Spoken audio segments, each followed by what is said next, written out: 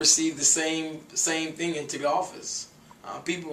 Issue is that the people feel that they've gotten a short end of the stick. We walked over 2,000 households, and the people are saying the same thing. From Miramar out west, they're all saying the same thing. They're saying that, listen, yeah. One lady told me, she said, listen, I wasn't going to vote anymore. She said, but I'm going to give you a chance. She's saying, I want to see if you're going to do the same thing that these other cricket politicians have done.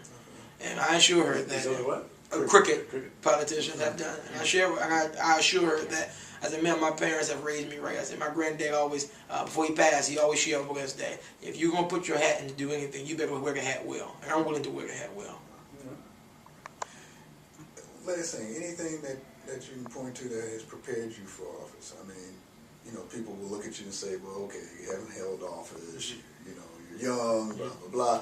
What would you say to that? Say, okay, this is what I've gone through that makes me prepared to be a candidate. A few things, I'm going to tell you. First, people say I'm too young to run for the office. I said, well, if I'm too young, tell them to change the age on the application to run for office. First thing. Second thing is that I sat on different boards. I've been through, I've sat through the policy trainings and different things of that nature. People say you never work with a $300 billion budget. Neither have my opponents. They haven't worked with $300 billion. They've probably worked with big budgets before.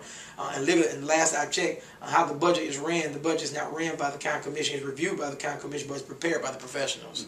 So the thing that has prepared me is the time that I've spent in my organization, the time I spent teaching.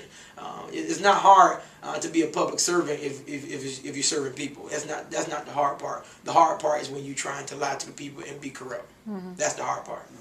The easy part is serving.